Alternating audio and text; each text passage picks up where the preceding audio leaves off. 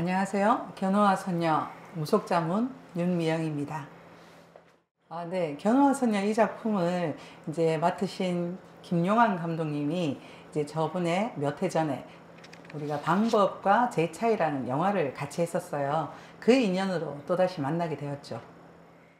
작품 속의 무당은 귀신을 보고 그들과 소통을 하고 사람들의 애군을 막아주고 소원을 들어주는 특별한 능력을 가진 그런 존재로 그려집니다.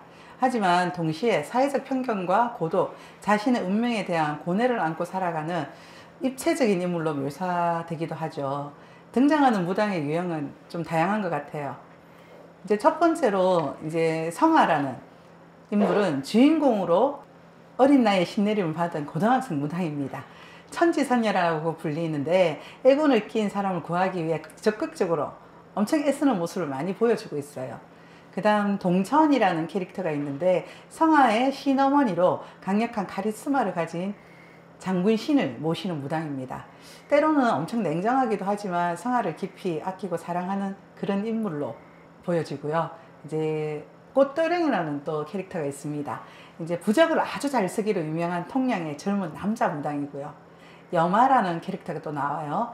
여마는 인플루언서로 활동하는 세련된 모습의 무당이지만 실제로는 사람을 저주하는 좀 사악한 주술을 행하는 그런 인물로 묘사되고 있어요. 애군은 사람의 운명에 깊이 개입하여 약간 불행을 가져오는 힘으로 묘사되죠. 그러면서 작품 중의 인물인 견우는 태어날 때부터 죽을 운을 끼고 태어났다. 그에게 낀 애군은 끊임없는 사건 사고를 계속 불러일으키는 그런 존재로 이제 나타나거든요. 근데 이 애군은 전염성이 있는 것처럼 표현되기도 해요. 그 이제 드라마를 보시다 보면 대사에 평범한 사람은 불행한 사람 곁에 안 가요. 적선을 해도 밥은같이는 안 먹어 라는 이런 대사를 통해서라도 애군이 낀 사람들은 사회적 기피적 현상을 보인다. 사람들 좀 싫어하죠. 또한 악일령도 나오는데 이 악일령의 울음소리가 애군이 되어 주변 사람들에게 뭐 두통을 일으킨다든지 불쾌감을 아주 많이 주는 영향을 미치기도 합니다. 작품 중에서 여마는 귀신을 보는 걸 저주라고 말합니다. 이 귀신을 본다는 것은 단순히 영적인 존재를 인지하는 것을 넘어서 그들의 고통과 원한 그리고 그로 인한 위험에 끊임없이 노출을 돼야 하는 이게 무당의 고통스러운 삶을 표현하는 의미가 아닐까 싶어요. 무당은 자신의 의지와는 상관없이 위험한 상황에 처하기도 하고 사회적으로도 고립되기도 하고 평범한 삶을 살기 어렵기 때문에 이를 저주로 표현한 것으로 보여져요. 작품 전반에 걸쳐서 다양한 종류의 귀신들이 이제 나타나기도 하는데요. 첫째는 빙의된 귀신. 빙의라는 거는 산 사람이 몸을 차지한 죽은 자로 강한 악취를 풍기며 다른 무당들도 도망갈 정도로 강력한 힘을 지녔습니다. 그 다음에 또 물귀신이 나와요. 이제 남자 화장실에 나타난 긴 머리 귀신으로 사람을 홀려서 이렇게 위험에 빠뜨리는 그런 존재로 묘사되고요. 불귀신이라고 또 나오는데 화재와 관련된 원한을 가진 귀신으로 담배꽁초와 같은 작은 불씨를 이용해 큰 불을 일으키는 그런 능력을 가지고 있는 것처럼 묘사됩니다. 그리고 자살기가 나와요. 스스로 목숨을 끊는 사람의 귀신으로 살아있는 사람에게 죽고 싶다, 죽어야겠다, 뭐 이런 나쁜 생각을 많이 심어주는 그런 영향을 미치고요. 악일령이 나오는데 어린아이 영혼으로 자신의 엄마를 찾거나 원한을 풀기 위해 이성을 맴도는 그런 캐릭터입니다. 때로는 인연과 같은 사물에 깃들기도 하고요. 무명기라고 나오는데 우리가 흔히 아는 달걀 귀신 아시죠? 얼굴에는 눈, 코, 입 없는 귀신으로 악신의 탄생을 축하하기 위해 때로 이렇게 몰려다니기도 합니다. 그 다음 수호령.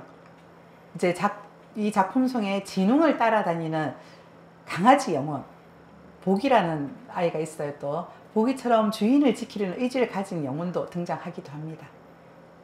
이 작품 속에서 동천의 설명에 따르면 삼흉신이라 불리는 귀신이 있는데 이게 웃는 귀신, 춤추는 귀신, 악의 귀신이 가장 상대하기 어렵다고 봅니다. 왜냐하면 보통의 귀신은 자기 하소연을 들어주고 달래주고 자기 원하는 걸 들어주면 떠나가지만 이 세 종의 귀신은 말을 하지 않거든요.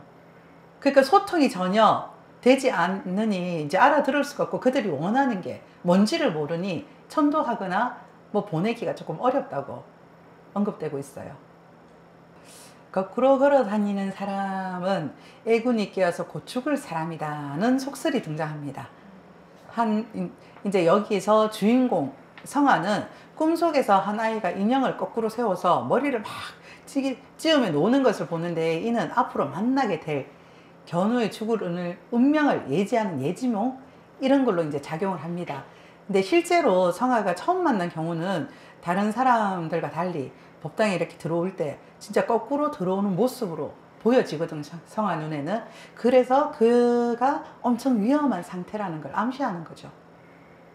자, 작품 속의 무당들은 다양한 고충을 겪는 것으로 묘사가 되는데요. 첫째는 이제 사회적 편견과 불신이 아닐까 싶어요. 사람을 구하려는 진실된 마음과 상관없이 뭐 사기꾼이라는 오해를 받거나 무당한 장례식에 못 오는 호로새끼들 뭐 이렇게 하는 폭언을 듣는 등 사회적으로 배척을 받는 그런 모습들이 그려지고 있습니다.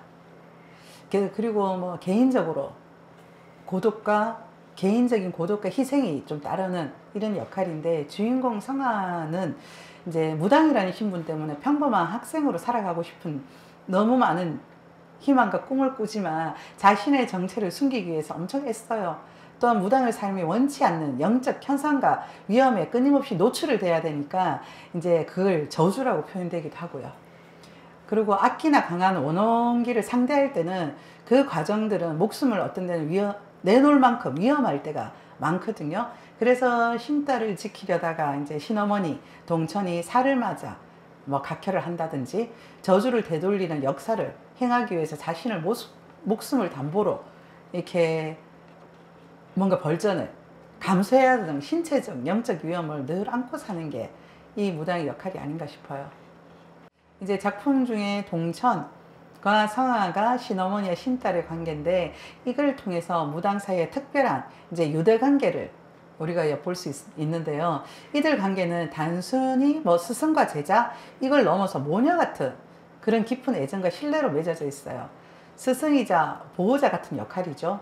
동천은 성화에게 귀신을 상대하는 법, 뭐 부적을 사용하는 법, 무업에 필요한 모든 지식을 가르쳐주는 스승이기도 하고요.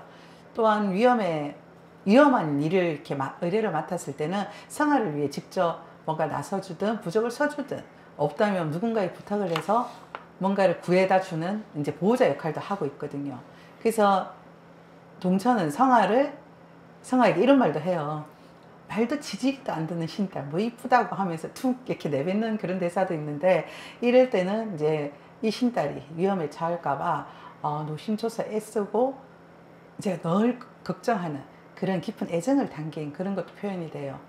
성화 역시 동천에게는 어리광도 부리고 뭐 어머니 사랑해요 하면서 뭐 안기고 뭐 이런 장면이 있는데, 어머니처럼 진짜 엄마처럼 의지하고 따르기도 합니다. 근데 이제 성화가 위험한 일에 뛰어들 때 동천은 성화의 안전을 위해서 못하게 강하게 반대할 때도 생기고, 결국은 성화가 내 마음을 이해하고 하게끔은 해주지만 그 속에 갈등과 뭐 오해로 인한 그 갈등이 빚어지지만 어쨌든 끈끈한 그렇게 신딸과 신엄마의 사이가 묘사되기도 하는 것 같아요. 작품 속에서는 개별적으로 활동하면서도 필요할 때는 이제 연대하는 무당 공동체의 그런 모습을 이제 그려지고 있는데요. 신통력이라 하죠. 신통력과 윤리의식에 따라서 다양한 유형의 무당이 존재합니다. 지역의 모든 무당들이 교합할 수 있는 권위를 가진 맹인무당이 또 나와요. 맹무당이라고 강력한 장군신을 모시는 동천, 부적에 또 특화된 꽃도령, 그리고 대중적인 인기를 이용해서 이제 사리사욕을 채우는 여마 등 각기 다른 개성과 능력을 가진 무당들이 등장합니다. 그리고 뭐 협력과 연대라면 좀 그렇지만 이 드라마에서 보시다 보면 봉수동 폐가에 깃든 뭐 강력한 악기를 봉인하기 위해서 우리 맹무당이 주도 아래 지역의 여러 만신들을 모두 모아서 힘을 합치는 그런 장면들도 등장하고요. 이들이 각자 하는 역할들을 분담해서 각자 주문을 외우고 결계를 치고 공동의 목표를 위해 협력하는 모습도 그려집니다. 그리고 무당들이 서로 정보를 교환하며 위험에 대처하기도 하고요. 동천은 악행을 저지른 여마의 정체를 파악하기 위해서 다른 무당에게 연락해 그녀의 행방을 묻기도 하고 이 여러 가지를 통해서 무당 사회 내에 비공식적인 정보망이 존재할 수 있다는 걸 알 수 있는 거죠. 여기까지는 우리 육부작의 내용들로 제가 한번 살펴봤고요. 앞으로 또 많은 회차가 남아 있으니 육부작이 더 남았을 거예요. 많은 관심, 사랑 부탁드립니다. 그리고 앞으로 이렇게 남은 편에 이제 또 다른 내용들을 보고 제가 한번 또 인사드리도록 하겠습니다. 감사합니다.